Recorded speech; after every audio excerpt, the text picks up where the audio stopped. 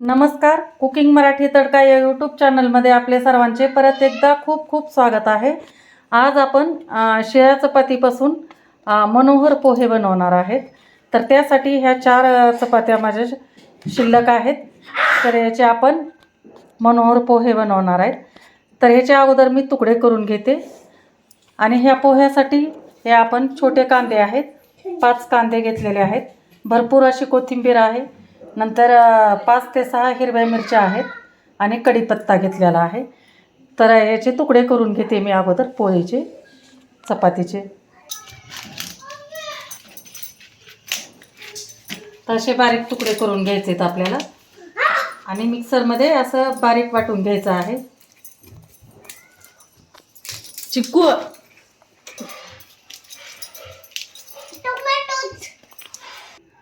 तर हे असे आपण बारीक तुकडे करून घेतलेले आहेत त्याचे. आता हे मिक्सरमध्ये मी एकदम बारीक करणार आहे. आणि हे एक टोमॅटो घेतला आहे आणि लिंबू घेतला आहे, विसरला होता. तर हे कांदे आणि मिरच्याचे वगैरे तुकडे करून घेते. टोमॅटो कापून घेणार आहे आणि लिंबाचा एक रस काढून घेणार आहे. तर हे वाटून घेते अगोदर. तर हे अशा प्रकारे आपण हे चपातीचं हे एकदम असं बारीक एकदम मिश्रण करून घेतलेलं आहे. तर कढई गरम करायला ठेवली. याच्यामध्ये आपण तेल टाकून घेणार आहे. हे पण आपण छान एकदम असं उभा कांदा कट करून घेतलेला आहे. टोमॅटो उभे आहेत आणि हे मिरचीचे तुकडे केलेले आहेत. कोथिंबीर कापून घेतली. तर तेल छान गरम झालेलं आहे. 3 चमचे तेल टाकलेलं आहे. तर आपण अर्धी वाटी शेंगदाणे घेणार आहे. त्याला छान एकदम कडक एकदम फ्राय करून घ्यायचं आहे आपल्याला. तर एकदम कडक झाल्यानंतर आपण ही शेंगदाणे एका प्लेटमध्ये काढून घेणार आहे.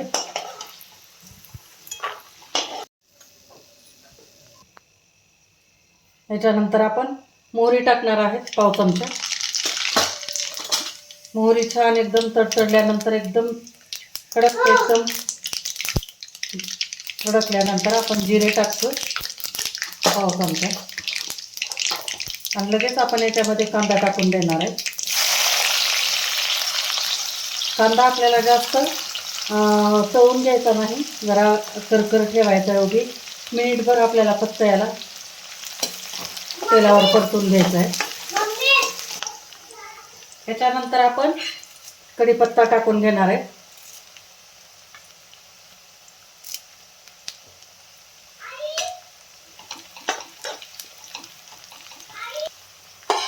त्याच्यानंतर मिरची टाकून घेणार आहेत आपण. 5 मिरच्या आहेत. तिखटाप्रमाणे घ्या तुम्ही. याला पण चांगलं फ्राय करायचं.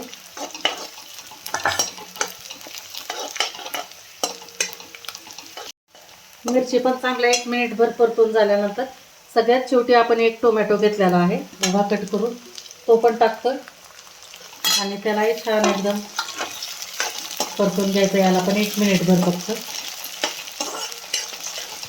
आणि 1/2 चमचा हळद टाकायची आहे.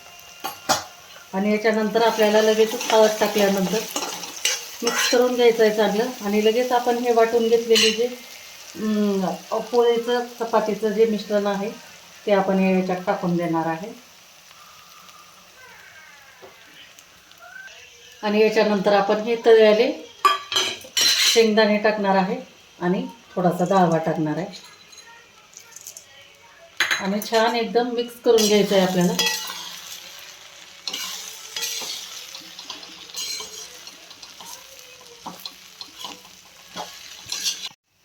आणि चवीनुसार मीठ टाका, कारण चपातीमध्ये आपण मीठ टाकलेलंच असतं, त्याच्यामुळे बघत बघत टाकायचं आहे.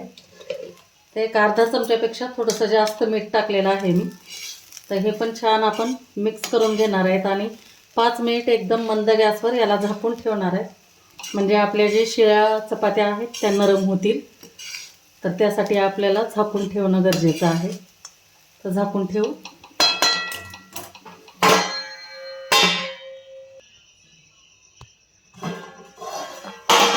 5 मिनिट झालेलं आहे. छान आपले एकदम नरम झाले असतील आता. तर चांगलं झालेलं आहे बघा. हे खाली बिलकुल लागू द्यायचं नाही आपल्याला. तर या वेळेला आपल्याला याच्यामध्ये आता कोथिंबीर टाकून घ्यायची. तर कोथिंबीर टाकते कट करून घेतलेली. भरपूर अशी टाकायची आहे कोथिंबीर. आणि एक लिंबू घेतलेला आहे, लिंबाचा रस हा पण पिळून घ्यायचा याच्यामध्ये. एकदम मस्त होतो असा बेत संध्याकाळच्या वेळेला. कारण बऱ्याच जणांच्या घरामध्ये पोळ्या शिल्लक राहतात, तर त्याचं काय करावं हा प्रश्न पडलेलाच असतो प्रत्येक स्त्रीला, गृहिणीला. तर त्यासाठी हे असं जर केलं तर एक वेळचं जेवण पण भागतं आणि पौष्टिकपणा पण भरपूर हे भेटतो. तर आता छान मिक्स करून घेते.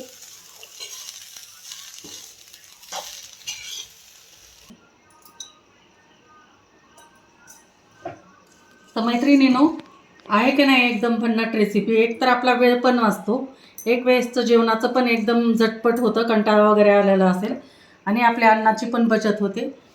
तर कशी वाटली तुम्हाला माझी ही रेसिपी नक्की मला कमेंट करून सांगा. आणि व्हिडिओ जर आवडला असेल तर जास्तीत जास्त शेअर करा, लाईक करा, आणि चॅनलला नवीन असाल तर सबस्क्राईब करा. थँक्यू.